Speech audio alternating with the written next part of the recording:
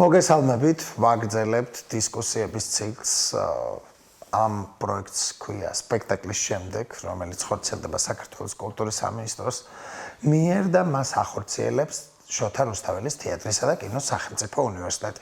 მე ვარ ლაშ ჩხარტიშვილი და წარმოგიდგენთ ჩვენი უნივერსიტეტის დოქტორანტებს, თეატროლოგიის მიმართულების თამთა ქაჯაიას და ზუკა ნემსაძეს, რომლებიც მონაწილეობდნენ და ფაქტობრივად ერთად ჩვენ გავაკეთეთ კვლევა ქართული თეატრის სტატისტიკაში 2024-2025 წლები.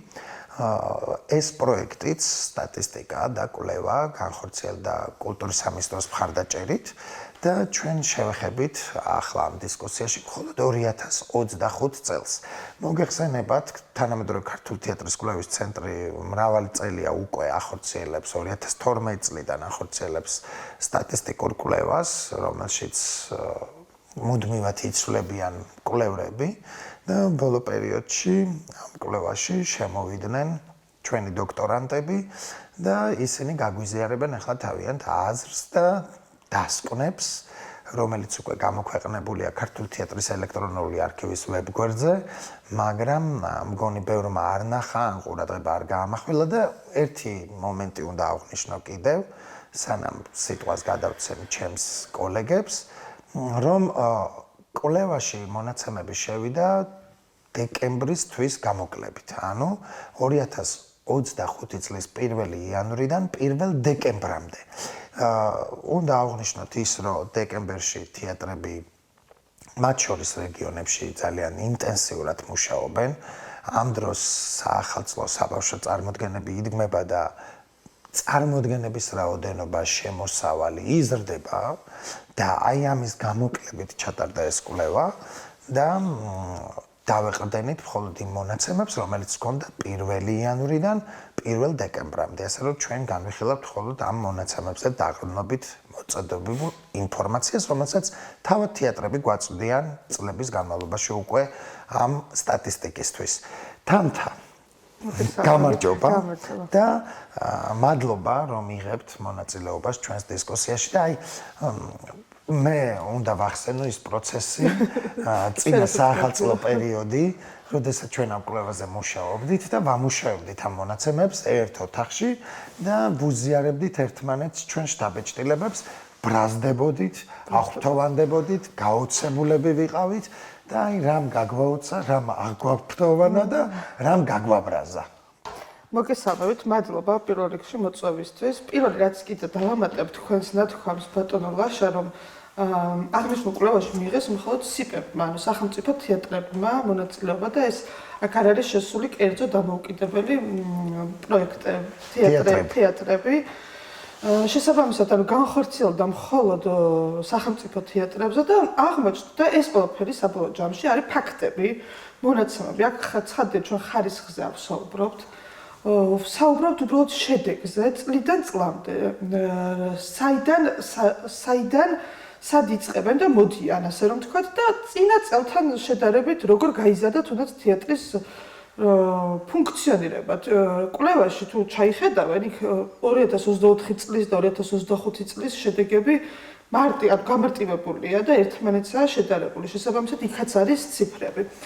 ეხლა ჩემს კოლეგას დავუთქვავ ერთ-ერთ სიტყვას და შემდეგ მე გავაგრძელებ თუ შეიძლება თვითონ აი მოგესალმებით, მეც მადლობა მოწვევისთვის. ვიტყვი იმას, რომ ძალიან საინტერესო პროცესი იყო, იმიტომ რომ ჩვენ ხოლმე ვერ ვახერხებთ ყველა სპექტაკლზე ჩასვლას მათ შორის რეგიონებში და ის რაც მოვიდა ინფორმაციის სახით, ჩემთვის ძალიან საინტერესო იყო, თან ამ კვლევაში პირველად ვიღებდი მონაწილეობას.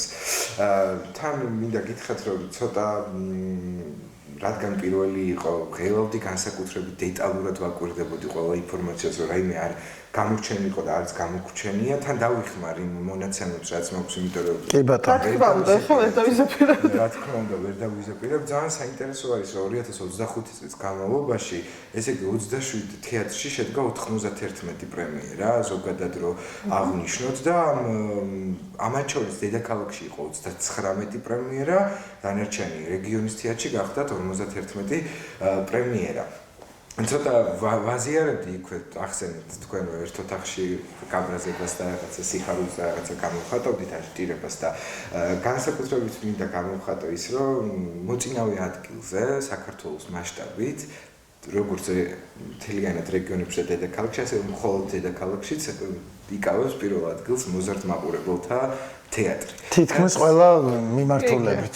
კი, რაც ყველა საინტერესო როგორც საპრემიერო, ასევე ბილეთების გაყიდვა, ასევე მაყურებლის დამსწრე მაყურებლის რაოდენობა, რაც ჩემთვის საინტერესო აღმოჩნდა, მაგრამ ლოგიკურიც არის, იმიტომ რომ მოზარდ მაყურებელთა თეატრი დღეში 3 სპექტაკლს თამაშობს მინიმუმ. კი, მას აქვს 3 სცენა და ეს წლები 100-ია, ის არის უპირობო ლიდერი, თავის სპეციფიკიდან გამომდინარეც და თეატრი მართლა მუშაობს ახლა. ხო, მაგრამ შეიძლება ჩავერთო. იცით რა არის საინტერესო, რომ აქედან კიდე არის მითითებული და გამოყოფილი კვლევაში რამდენიმე შენობა არსებობს, რომელსაც თეატრი არსებობს, რომელსაც შენობა არ აქვს ამ წუთას. და მიუხედავად იმისა, რომ კვლევაში არ არის შესული ეს თეატრი, უბრალოდ ინფორმაციის კუთხით მინდა ვთქვა, აი თუნდაც სოხუმის საბავშვო მოზარდ მაყურებელთა თეატრი გიორგი რატიანის სახელობის, იმათაც არ აქვს სცენა, მაგრამ აი რომ გამოიკვეთა და რომ შევადაროთ მაგალითად ის მონაცემები, რაც წლიდან წლის განმავლობაში აკეთებენ და ხედავთ, ხო? ანუ იქ მონაცემები არ გვაქვს, მაგრამ ჩვენ ხედავთ ისინი სად აკეთებენ, თუმცა რეალურად შესაძლებელია რაღაცების გაკეთება. არა, შორს რო არ წავიდეთ თვითონ კულტურის სამინისტროს სიპებზე, სადაც რაზეც კვლევა არის მომზადებული, ხო? მესხიშვილის თეატრი და ზუგდიდის თეატრი შევადაროთ, ხო? ერთი არის დიდი ქალაქი, ფაქტობრივად მესამე ქალაქი საქართველოში და ძალიან აქტიური მაყურებელი მობილიზებული. ორი დიდი სცენით, არაჩვეულებრივი შენობით და ხო, მაყურებელი რაც ყველაზე მთავარია, ხო? ახლა ზუგდიდშიც არის თეატრალური მაყურებელი, მაგრამ ზუგდიდი პატარა ქალაქია, ამ წუთას შენობა არის სარეაბილიტაციო სამუშაოები მიმდინარეობს და გაჩერებული. ერთი შენობაც კი არ არსებობს, სადაც დაფუძნებულები იქნება. სადაც შეიძლება ხო რომ სპექტაკლები წარმოადგინოს და ფაქტია, რომ სტატისტიკა მაჩვენა, რომ ზუგდიდის თეატრის სპექტაკლის წარმოდგენების რაოდენობით, პრემიერის რაოდენობით, დამსწრე მაყურებლის რაოდენობით უსწრებს მესხიშვილის თეატრს. უცნაურია ეს, რა თქმა უნდა. აიცით რა არის ხო? მესხიშვილის თეატრთან დაკავშირებით ვიტყვი, იქ მე ვნახე პროვის მიხედვით რამენაცემებს გამოგზავნეს 24-შიც და 25-შიც მათ შორის. აქვს გაყიდვადი სპექტაკლები და სამწუხაროდ არ თამაშობს ამ გაყიდვად სპექტაკლებს. იცით რა, შემოსავალი აქვს შემოსავლების მიხედვით თეატრი პირველ ადგილზე. კი, აი შემოსავლების მიხედვით. მაგრამ რეალურად მე მგონია რომ თეატრის ფუნქცია პირველი რაც არის გასაგებია ეს გაქირავება მატერიალური რესურსი ჯერ არის რომ ემსახუროს მაყურებელს და მით უმეტეს ქუთაისს სულ აღნიშნოთ როგორც თეატრალური ქალაქია. ასევე საინტერესო აღმოჩნდა ბევრი მონაცემი, მოდი ეს თანმიმდევრულად მივყვებით რომ არ გამოგვრჩეს ეს არც ერთი მე სულ არის ხოლმე ყოველთვის რა ჩვენ არ გვახსენეთ ხო, ну, ეს მოზარდ მაყურებელი როგორც ცხადია აღნიშნეთ, აი პრემიერების რეიტინგში მაგალითად პირველი ადგილი უკავია ცხადია მოზარდ მაყურებელთა თეატრს, შემდეგ მოდის ზუგდიდის თეატრი და შემდეგ მოდის თუმანიშვილის თეატრი.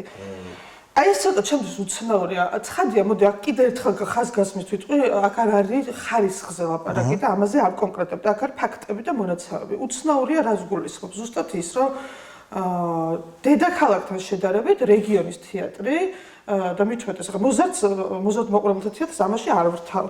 და ასევე კიდე აი ეს არის გორი და თუმანიშვილის თეატრსაც კი ჩაღანო ზუგდიდის თეატრი პრემიერით არის 8 პრემიერით არის და ისინი არიან 6 და ასევე არის ქუთაისის თეატრი მესხიშვილის დრამის. ცოტა უცნაურია ჩემთვის აი ფაქტად მონაცემად, იმიტომ რომ ეს რეალურად ნიშნავს პროდუქტიულობა იგულისხმება. რომელიც ანუ მგონია რომ ცოტა დაბლა არის და დემოტივირებულები არიან თუ რა ხდება ვერ გავიგებ და კიდევ ერთს აღნიშნავ რომ ამ კვლევას მე ვიქნები თუ სხვა იქნება არ აქვს მნიშვნელობა, აუცილებლად მე განხორციელდეს, იმიტომ რომ მგონია რომ თეატრების რაღაცა მონიტორინგია, რომელიც საბოლოო შედეგს და მათ სახეს წარმოაჩენს. ასევე თბილისის დედაქალაქის პირველ თეატრებს მარჯანიშვილის თეატრს და რუსთაველის თეატრს 5 პრემიერა აქვს. ესეც ცოტა გასაკვირია, რას გულისხმობ, იცით და გასაგებია, რომ დეკემბრამდე არის და მე როგორც მახსოვს, დეკემბერში 3 პრემიერა ჰქონდა კიდე მარჯანიშვილს, მაგრამ ნუ ფაქტებით ვლაპარაკობ და შემდეგ მოდის აი შემოსავლები, რომლებიც ანუ ქუთაისის თეატრი ყველაზე პირველია. კი, ოღონდ აქ იგულისხმება არა მარტო გაყიდული ბილეთების შემოსავალი, ცხადია, არენდა, გაქირავება აქირავება და ასე შემდეგ. კი, ბატონო. გაყიდული ბილეთებიც ასევე არის მოზარდ მაყურებელთა თეატრი და გორის თეატრი. კი ბატონო, გორშიც დადის მაყურებელი გორშიც დადის და მაყურებელი. პრემიერებიც აქვს გორის თეატრს. პრემიერებიც აქვს გორის თეატრს, მაგრამ კიდევ იცით რა არის? ახლა გეტყვით, ნუ ცალსახად რომ ლიდერობს მოზარდ მაყურებელთა თეატრი, ამაზე აღარ ვდაობთ, მაგრამ შემდეგ მოდის მარჯანიშვილი და მარიონეტები. აი ასე უნდა მარიონეტებზე აღვნიშნო. ეს არის სპეციფიური მიმართულება, ხო? კი, ბატონო. სადაც პრემიერა არ ყოფილა, მაგრამ თუ მონაცემებს ჩავხედავთ, წლიდან წლამდე კვირაში მათი დატვირთულობა და მათი გაყიდული ბილეთები და რაოდენობა, ანუ საკმაოდ მაღალია. მოდის ანუ შემდეგ რიგებში, იმიტომ რომ ყოველთვის პრემიერაც ცხადია არ ნიშნავს რაღაცას, ანუ მაყურებლის მოსვლას. ანუ ფუნქციურად დატვირთული თეატრია და ტყუილა სახელმწიფო არ ყრის ფულს. კი და მე ხოცოს წავედი და მართლა შევავოცე. აი კონცეფელად. საინტერესოა ისიც რომ კი პრემიერები გამოუშვა და რეიტინგ ანუ ბევრი პრემიერა ქონდა ვიღაცამ. რამდენად შეინარჩუნებს იმ პრემიერას რეპერტუარში. ეს არის ძალიან საინტერესო, ხო? რამდენი ხანი შეინარჩუნებს, იმიტომ რომ ის პროექტები ხო ფინანსდება სახელმწიფოსგან. მე რამდენი წელი თუ რამდენი რა პერიოდით აჩვენებს ის მაყურებელს და ამაში არის საინტერესო ის რომ აი რეგიონებიც დავიწყებ. რა რეგიონებში რეპერტუარში არსებული სპექტაკლების რაოდენობით მესხეთის თეატრი ლიდერობს, რაც ჩემთვის ყველაზე საინტერესო აღმოჩნდა და შემდეგ მოდის ეხა ხო მანდაც არა აქვს ჩვენობა და ეხა ყველაზე მნიშვნელოვანია რომ ქუთაისზე ვსაუბრობთ და დრამატული თეატრი კი არა თოჯინების თეატრი ის ლიდერობს ხო ლიდერებს შორის შემდეგ მოდის გორის თეატრი და დავასახელოთ შეგვიძლია რომ 20 სარეპერტუარო სპექტაკლი აქვს მესხეთის თეატრს 16 აქვს ქუთაისის თოჯინებს ნუ გორს 15 შემდეგ მოდის უკვე ახალციხის თოჯინები მერე მოდის ფოთის თეატრი რომელსაც თორემ სპექტაკლით ასე უნდა აღინიშნოს რომ ფოთის თეატრი ერთ-ერთი არის მოწინავე პრემიერების გამოშვებაში 2025 წელს გასულ წელს შემდეგ მოდის ზუგდიდის თეატრი და ფოთი და ზუგდიდი თანაბარი რაოდენობით არიან შემდეგ გახლავთ სტაფონის თეატრი მერე უკვე ქუთაისის და მერე უკვე სენაკი ეს მოხდა მხოლოდ რეგიონებში რა ასევე მოხდა დედაქალაქის მასშტაბით ანუ რეპერტუარში არსებული სპექტაკლების რაოდენობით რა თქმა უნდა ისევ და ისევ მოზარდ მაყურებელთა თეატრია შემდეგ გახლავთ გრიბოედოვის თეატრი მერე გახლავთ თუმანიშვილის თეატრი და აი რუსთაველის თეატრი არის დაახლოებით შეიძლება პრემიერისთვის ემზადებოდნენ და ამიტომ შეიძლება გავამართლოთ. იცით რა, ამ კვლევაში ძალიან ბევრი მონაცემია შესული და დაინტერესებულ მკითხველს შეუძლია, დაინტერესებულ პიროვნებას შეუძლია, რომ ნახოს ინფორმაცია უფრო ვრცლად და დასკვნის სახით ორივეს მინდა გთხოვოთ, რომ რა არის თქვენი რეკომენდაციები? კი, აი მე გეტყვით პირველი, საიდანაც დავიწყებ და ის მინდოდა აუცილებლად მითქვა, გვაქვს ესეთ გრაფა გაჩერებული თეატრი და მე ჩამოვთვლი ხა თეატრებს, დმანისის თეატრი, თბილისის სომხური თეატრი, ჭიათურის თეატრი, ქუთაისის ოპერისა და ბალეტის თეატრი, ჰეიდარ ალიევის აზერბაიჯანის ცხინვალის გურჯაანის თოჯინების თეატრი. ანუ აი ეხა ყველა სათითაოდ რო ჩამოვყოთ, ანუ რაღაცა თავის მიზეზი აქვს, ცხადია სიტყვაზე ვამბობ და ასევე არასტაბილურ თეატრებში არის სენაკის თეატრი, თელავის თეატრი, ზესტაფონის და მესხეთის. ყველას აქვს შენობის ძირითადად პრობლემა, სენაკს არ აქვს, მაგრამ თელავს ინფრასტრუქტურა ხო, მაგრამ ინფრასტრუქტურა გაუმართავია, ნუ ასე გამართლება ცხადია ყველა კუთხით შეიძლება, მაგრამ ზუსტად ამაზე ვსაუბრობთ, რომ თუნდაც სხვა თეატრების მაგალითზე, ოღონდ ეს არა გასაბრაზებლად და რაღაცა თითის გაშვერით აღმოჩნდა, რომ აი ეს კვლევა ჩემთვის რაც იყო, რომ თურმე რაღაცები არის შესაძლებელი. იმიტომ რომ მე მახსოვს მაგალითად თვითონაც ძალიან კარგად იციან, როდესაც ვრეკავდი რომ მონაცემები გამომიგზავნოთ, სანამ გამომიგზავნდნენ, ძალიან აიცით რა ჩვენ ხომ იცით რომ შენობა არ გვაქვს. ეს გასაგებია და ვიცით რომ შენობა არ გვაქვს, მაგრამ ალტერნატიული კი, აგერ ახალციხეს და ზუგდიდს არა აქვს შენობა, მაგრამ სპექტაკლებს თამაშობენ. ბევრი მაგალითი გვახსოვს, თუნდაც შენობა საერთოდ არ იყო პანდემიის დროს და მაინც თამაშობდნენ და თეატრი არ გაჩერებულა. აი რეკომენდაციის სახით გავცემ და დავასრულებ, რომ ყოველთვის ყველგან ყველაფრის კეთება შეიძლება, მთავარია მონდომება და სუპერი. კი ბატონო. დასაწყისში აღნიშნეთ ამიტომ, რომ ჩვენ არ ვეხებით შინაარსს და მის ხარისხს, ხო?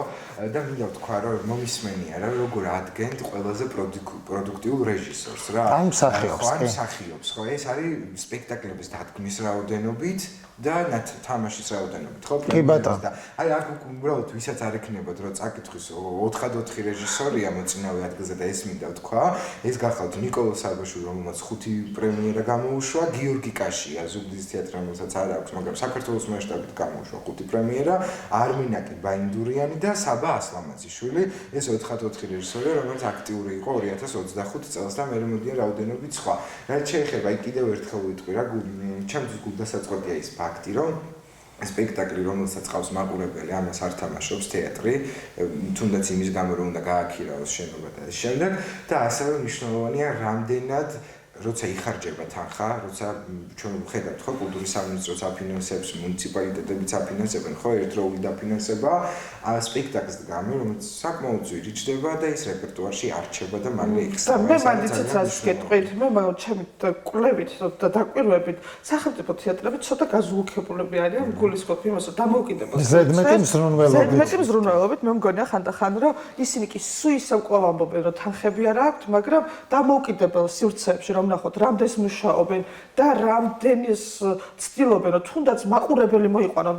ეს არ ახელოთ, ანუ სახელმწიფო თეატრებს მეტნაკლებად, იმიტომ რომ უზრუნველყოფილია, ხელფასები, ინფრასტრუქტურა, სადადგმო ხარჯი, მე ცოტა ამაზე აი ეს იყო ამ კვლევის შედეგი, რომ ცოტა ბრაზობ გულისხმობ იმას, რომ უფრო მეტი გაცოცხლება ჭირდება რაღაცეებს და დაფასება თუნდაც გულისხმობ იმას, რომ არ შეიძლება რეალურად ეხლა თუნდაც ხარისხობრივად თუ შევადარებთ, ჩვენ ეს აღვნიშნავს კიდევაც, რომ არ ჩამოვარდება კი არა მეტი თუ არ არის კერძო დამოუკიდებელი თეატრების ხარისხი, თუმცა იქაც შეიმჩნევა, ეხლა გულწრფელად რო გითხრათ, ცოტა რაღაცა კრიზისი, მაგრამ ამას პროცესია ეს ჩვეულებრივი ამბავია. და ცოტა რაღაცები არის შესაძლებელი და მარტო იმის თხოვნა, რომ თანხა არ არსებობს, ეს ყველაზე მარტივი გამოსავალია. კი, რა ვიცი, თემურჩხეიძე მართლეობა 2 შირმით და 3 სკამით დადგა, ხო? და შედევრია. დღემდე ხო ხა დავთ იმის რომ კულტურის სამინისტროს ქვეშ არ არიან დაქვემდებარებულები, არის მუნიციპალურ თეატრებსაც ვნახავდი იგივე კვლევას სიამოვნებით, რამდენად სტუდენტებოდა ხა წელს კი, პირველად იყო მხოლოდ კულტურის სამინისტროს სიპები რო ვიკულიეთ. კი ბატონო. მუნიციპალიტეტებიც აიღებენ საკუთარ პასუხისმგებლობაზე თავის თეატრებს და დაინტერესდებიან რა საკეთებენ. კი, ეს ხოდა რა ყველა სფეროში უნდა აქამდე ისინიც მივლენ, იმიტომ რომ როგორც კულტურის სამინისტრო ერთ დღეს მივიდა იქამდე, რომ მას ჭირდება ეს სტატისტიკა ამ აზრამდე. ასე მივა მუნიციპალიტეტებიც. ძალიან დიდი მადლობა მეგობრებო და კოლეგებო. ჩვენს დისკუსიაში მონაწილეობისთვის შეგახსენებთ, რომ ჩვენ საუბრობდით 2025 წლის თეატრების სტატისტიკურ მონაცემებზე. ეს ინფორმაცია ვრცლად შეგიძლიათ ნახოთ ქართული თეატრის ელექტრონული არქივის ვებგვერდზე, კვლევების განყოფილებაში, თეატრის კვლევის განყოფილებაში. მონაწილეობას იღებდნენ ჩვენს დისკუსიაში თეატროლოგიის მიმართულების დოქტორანტები, თამთა ქაჯაია და სუკა ნემსაძე, რომლებიც ჩართული იყვნენ ამ კვლევაში, რომელზედაც ახლა ვისაუბრეთ. მე ვარ ლაშ ჩხარტიშვილი, ეს პროექტი ხორციელდება კულტურის სამინისტროს მხარდაჭერით, დროებით მომავალ შეხვედრამდე გემშვიდობებით.